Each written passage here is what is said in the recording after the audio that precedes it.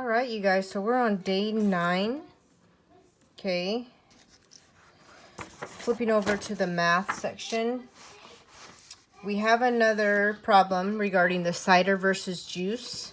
Move this down, sorry.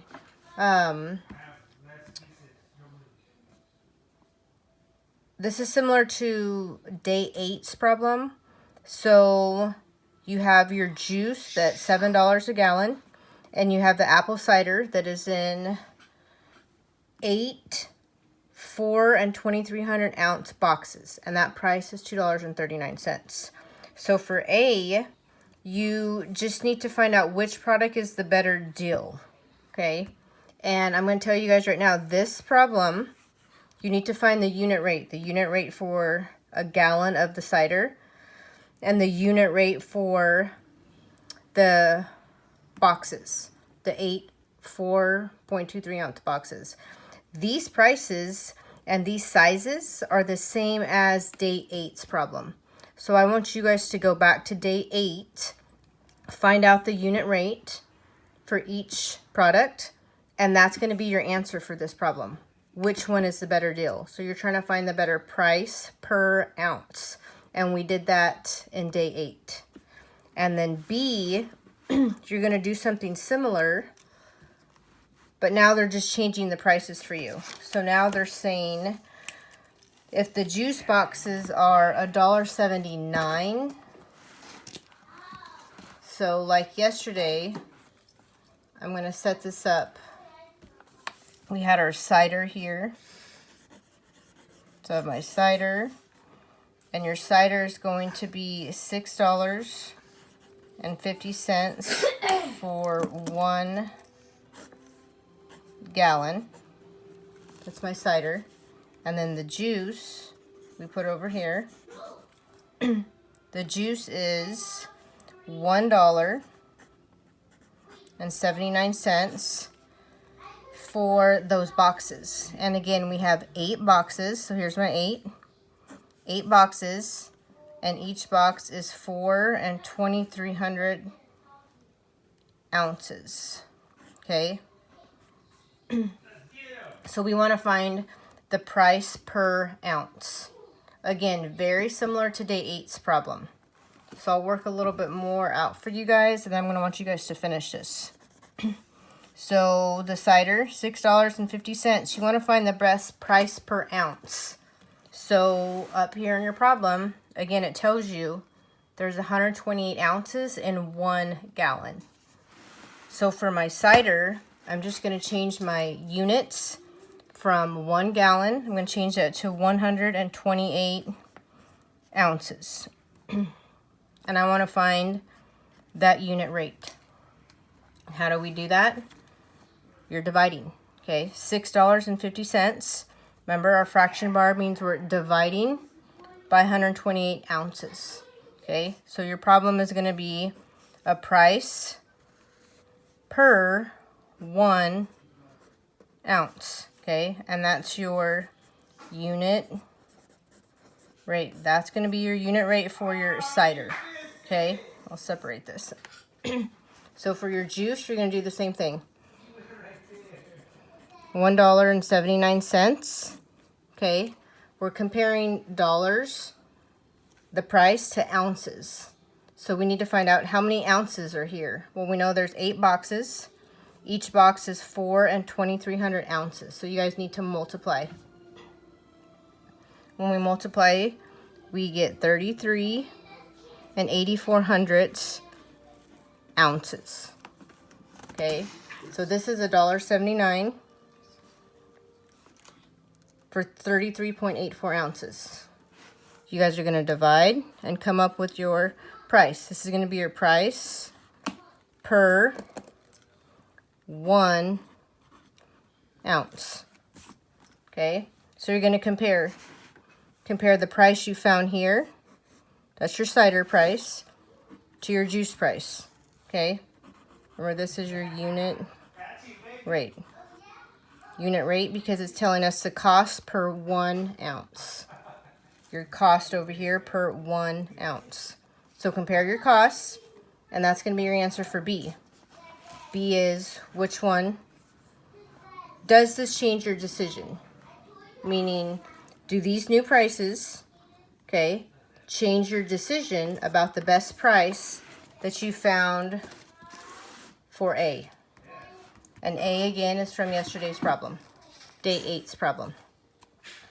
If you guys get confused here, just email me, okay? Again, this answer is from yesterday's problem. You guys need to go back and find that. And then B is what I just worked out for you right here. You need to find the unit rate for the cider, the unit rate for the juice. Okay, moving on. Let me see. Multiple representations. We've had one of these, I think, every day. Okay.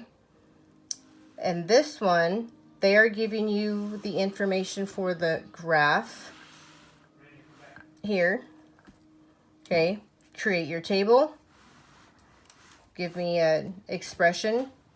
You should be able to come up with an expression, because if you guys just take a look at your graph, you'd be able to tell me, is this relationship proportional? Is it a straight line, and does it go through the point of origin? Yes. Okay. So your points for your table have your x values, your y values. Okay. You don't just get to make these values up today. You have to go back to your graph. Remember, here's your x values. Here's your y values. Look at your grid boxes. Okay. Where do your grid boxes perfectly meet along your y values and your x values? Well, if I follow my grid boxes, here's a point right here. Okay, keep going. Here's another point here. Follow that line. Here's another point here. So those are 3 points you guys need to write over here.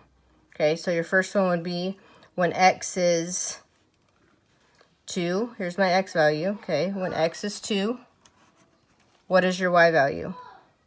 Well, where does our y value meet? Right here at 3.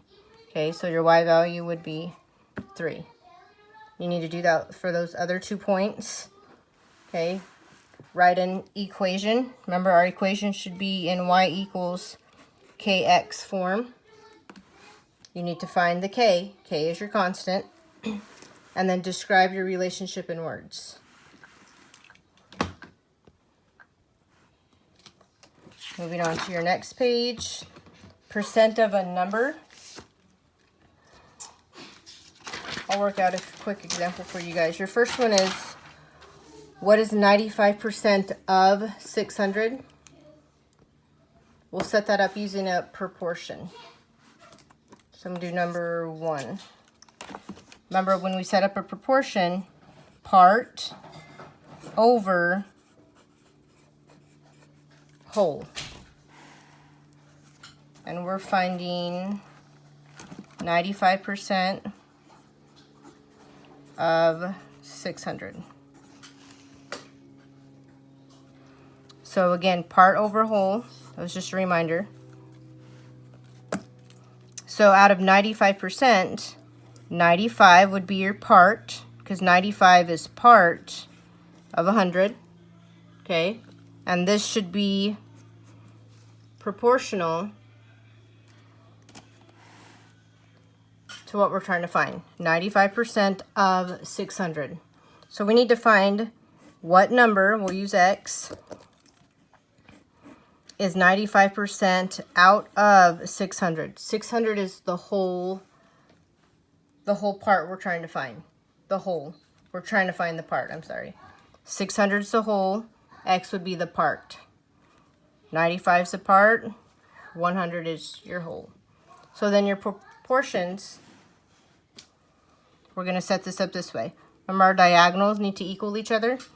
So we have 95 times 600, okay, needs to equal 100, okay, times x. Remember, x is our coefficient, 100 is our coefficient, I'm sorry, x is our variable. So then let's multiply.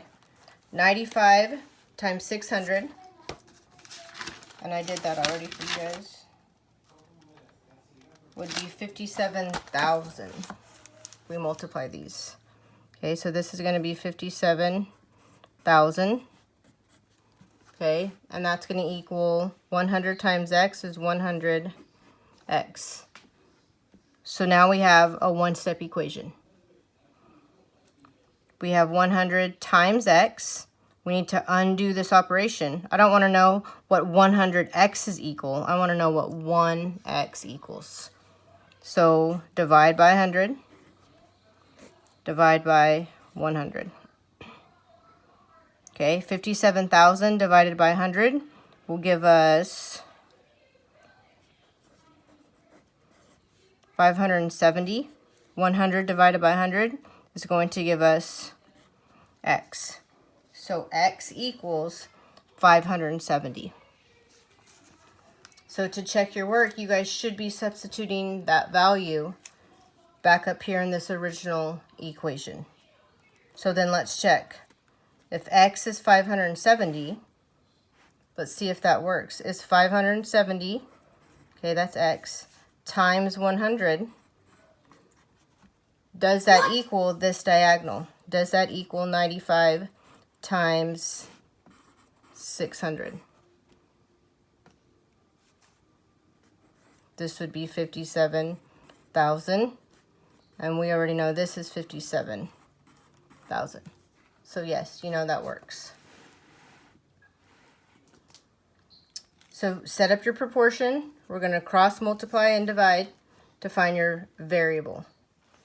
And you guys will be doing that for the rest of these problems. 2, 3, and 4. And then for 5, you guys have a value, a price. And for 5, you have a 30% off coupon. Okay, so you need to find the new price. So you're not paying 100% would be the whole price. You get to take 30% off of the price. So we're really only paying 70% of $60. And again, you guys can solve this problem just like we did this proportion, okay?